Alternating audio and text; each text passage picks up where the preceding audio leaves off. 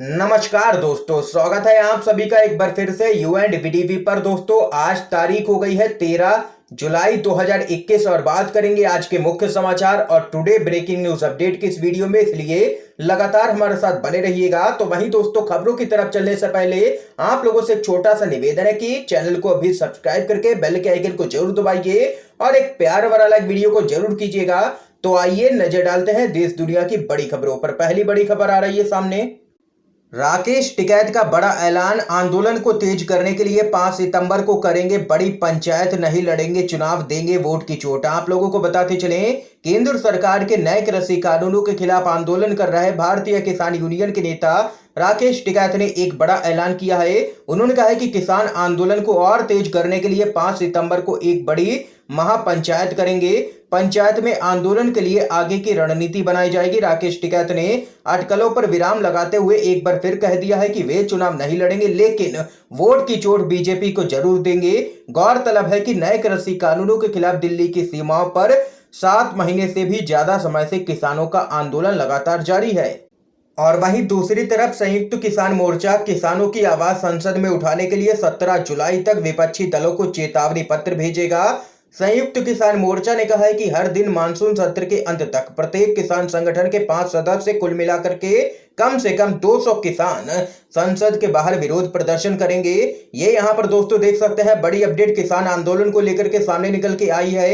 एक और खबर जान लेते हैं, गुजरात से बड़ी खबर आ रही है दोस्तों। अमित शाह के दौरे से पहले पुलिस ने दिया खिड़की दरवाजे बंद करने का आदेश, तो महिला जा पहुंची, थाने की है शिकायत। आप लोगों को बताते चलें, गृह मंत्री अमित शाह के अहमदाबाद दौरे को लेकर के स्थानीय पुलिस के द्वारा लगभग 300 घरों को अपने सभी दरवाजे और खिड़कियां 3 घंटे तक बंद रखने के लिए यहां पर निर्देश जारी किए गए थे, जिसके बाद यहां पर बीजेपी और यहां पर वहां के स्थानीय प्रशासन की काफी फजीयत भी हुई। मामले में अब एक महिला ने पुलिस के इस निर्देश को लेकर के सवाल खड़े किए हैं। अहमदाबाद की रहने वाली पंक्ति जोग ने थाने पहुंच पुलिस से पूछा, क्या हम एक राजशाही में रहते हैं और क्या मंत्री राजा हैं जिनके आदेश के तहत प्रजा को रहना होगा।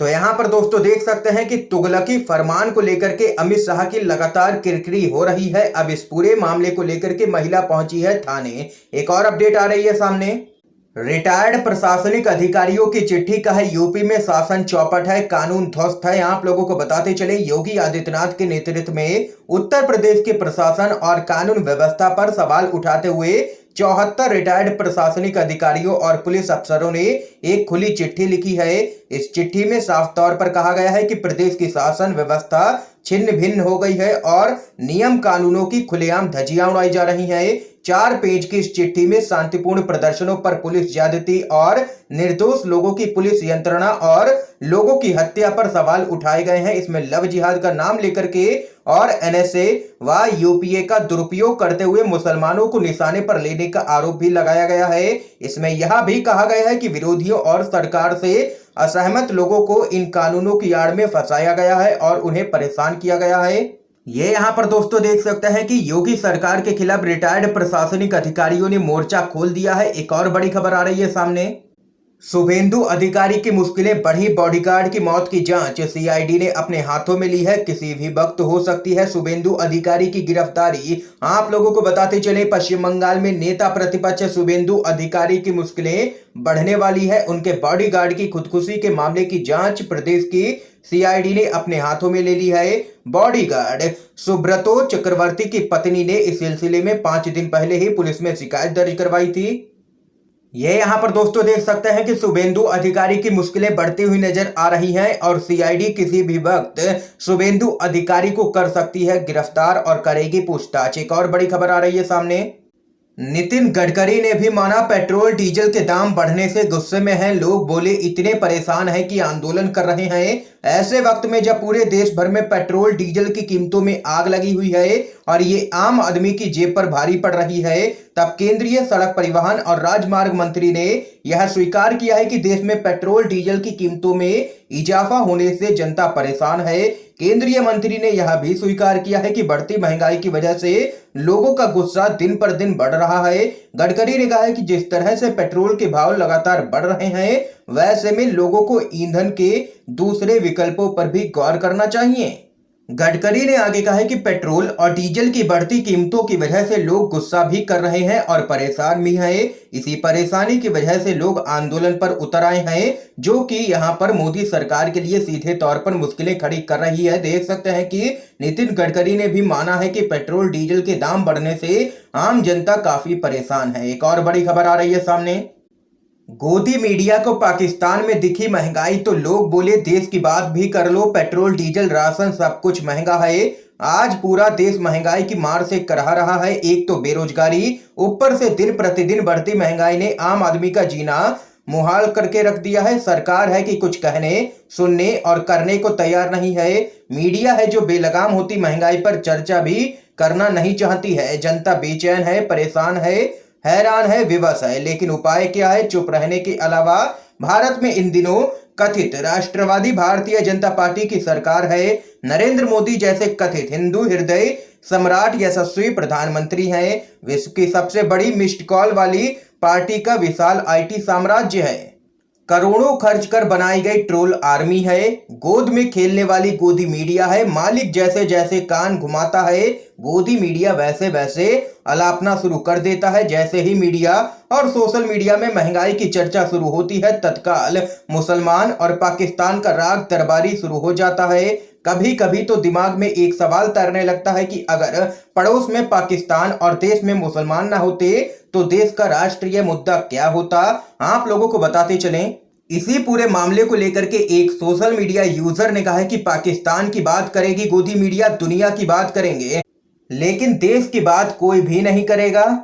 पेट्रोल डीजल की लगातार बढ़ती कीमतों के बीच रोजमर्रा की जरूरतों की चीजें भी महंगी होती ही जा रही हैं। सब्जी, फल, दूध आदि में महंगाई रिकॉर्ड स्तर पर पहुंची हुई है। सवाल तो आज इस हद तक पहुंच गया है कि आम आदमी खाए तो क्या खाए, पहने तो क्या पहने। आज की तारीख में कोई ऐसी वस्तु नहीं है जिसकी कीमतों में बढ़ोतरी ना हो रही हो।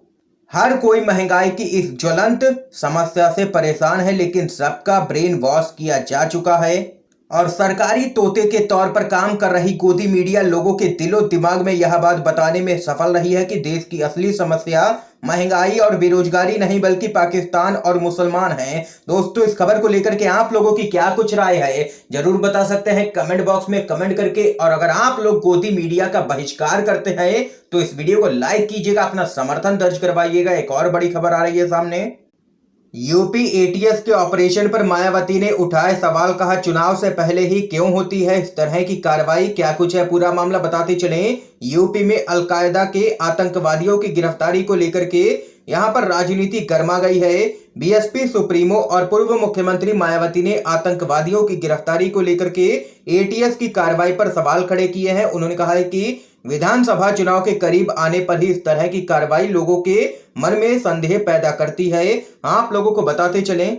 मायावती ने ट्वीट करते हुए आगे कहा है कि यूपी पुलिस का लखनऊ में आतंकी साजिश का भंडाफोड़ करने व इस मामले में गिरफ्तार 2 लोगों के तार अलकायदा से जुड़े होने का दावा अगर सही है तो यह गंभीर मामला है और उचित कार्रवाई होनी चाहिए, लेकिन इसकी आड़ में कोई भी राजनीति नहीं होनी चाहिए जिसकी आशंका व्यक्त की जा रही है। ये यहाँ पर कहना है बीएसपी की सुप्रीमो मायावती का। एक और बड़ी खबर आ रही है सामने।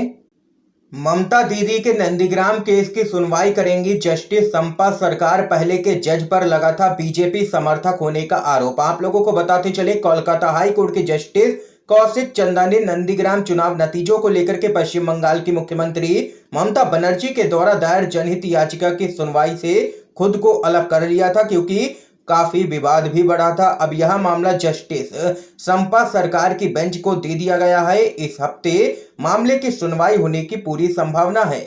तो वहीं दोस्तों एक और बड़ी खबर आ रही है सामने। प्रियंका गांधी ने यूपी ब्लॉक प्रमुख चुनाव में हिंसा पर योगी मोदी को घेरा, कहा बीजेपी ने जनतंत्र को अपने जंगल राज से कुचला है। उत्तर प्रदेश में हाल ही में संपन्न ब्लॉक प्रमुख चुनाव में बड़े पैमाने पर हुई हिंसा को लेकर के कांग्रेस की महासचिव प्रियंका गांधी ने बीजेपी पर जोरदार हमला बोला है। उन्होंने चुनाव में हुई हिंसा की घटनाओं का सिलसिलेवार ब्यौरा देते हुए कहा है कि देखिए किस प्रकार सत्ता का दुरुपयोग कर बीजेपी ने इन चुनावों में जनतंत्र को अपने जंगल राज से कुचलने की कोशिश की है। प्रियंका गांधी ने आगे कहा है कि अभी हाल ही में यूपी में संपन्न हुए ब्लॉक प्रमुख के चुनावों में भारी भरकम हिंसा के बाद बीजेपी की जीत पर प्रधानमंत्री, गृह मंत्री और यूपी के मुख्यमंत्री समेत तमाम लोगों ने अपनी नीतियों की सफलता के कसीदे पढ़े। हालांकि प्रधानमंत्री समेत पूरी बीजेपी ने बीजेपी कार्यकर्ताओं, नेताओं और विधायकों, सांसदों के द्वारा इन चुनावों में की गई हिंसा और गुंडागर्दी पर चुप्पी बनाए रखी। हालांकि बीजेपी के द्वारा की गई हिंसा और गुंडागर्दी को पूरे प्रदेश की जनता ने देखा है और उस पर नाराजगी भी जाहिर की है। कांग्रेस महासचिव ने आगे कहा है कि बीजेपी जिसे जनता के द्वारा अपनी नीतियों पर मोहर लगाना बता रही है, उस प्रक्रिया की आइए एक वानगी देखते हैं कि कैसे जनता के द्वारा चुने प्रतिनिधियों का अपहरण कर, उनका नामांकन पत्र फाड़ करके, गोली बम पत्थर चला करके, पुलिस के साथ मारपीट कर, सत्ता का दुरुपयोग कर बीजेपी ने इन चुनावों में जनतंत्र को अपने जंगल राज से कुचलने की कोशिश की है। ये यहाँ पर देख सकते हैं कि योगी सरकार और मोदी सरकार को घेरा है। प्रियंका गांधी ने यूपी के चुनावों में हुई हिंसा को लेकर के एक और बड़ी खबर जान लेते हैं। राज्यसभा जाएंगे सौरभ गांगुली, ममता दीदी के साथ पक रही है खिचड़ी। जी हां दोस्तों, आप लोगों को बताते चलें, 4 दिन पहले भारतीय क्रिकेट टीम के पूर्व कप्तान और बीसीसीआई के अध्यक्ष सौरभ गांगुली के जन्मदिन के मौके पर पश्चिम बंगाल की मुख्यमंत्री ममता बनर्जी उनसे मिलने के लिए उनके आवास पर पहुंची थी। तब से ही प्रदेश की राजनीति में इस बात के कयास लगाए जा रहे हैं कि ममता दीदी उन्हें राज्यसभा भेजने का ऑफर दे सकती हैं। तो वहीं एक और खबर सामने निकल के आ रही है दोस्तों, योगी की जनसंख्या नीति पर नीतीश कुमार का तंज कहा, सिर्फ कानून बनाने से कुछ नहीं होगा। आप लोगों को बताते चले, उत्तर प्रदेश की नई जनसंख्या की नीति इन दिनों चर्चा में है। इस बीच बिहार के मुख्यमंत्री नीतीश कुमार ने यूपी की नई जनसंख्या नीति पर तंज कसा है। नीतीश कुमार ने कहा है, सिर्फ कानून बना करके जनसंख्या पर नियंत्रण करना संभव नहीं है। जब महिलाएं शिक्षित होंगी तो अपने आप प्रजनन दर घटेगा। नीतीश कुमार ने कहा है कि कुछ लोग सोचते हैं कि सिर्फ कानून बनाने से कुछ हो जाएगा। सबकी अपनी अपनी सोच है, लेकिन हम तो महिलाओं को शिक्षित करने का काम करेंगे। इसका असर सभी समुदायों पर पड़ेगा। ये यहाँ पर तंज कसा है योगी आदित्यनाथ पर नीतीश कुमार ने। दोस्तों, आज की तमाम बेहद बड़ी खबरें थी जो हमने आप लोगों तक पहुंचाई हैं UNVDV के माध्यम से। इन खबरों को लेकर के आप लोगों की क्या कुछ राय है जरूर बता सकते हैं कमेंट बॉक्स में कमेंट करके। वीडियो को ज्यादा से ज्यादा शेयर कीजिएगा। आप सभी का बहुत बहुत धन्यवाद दोस्तों।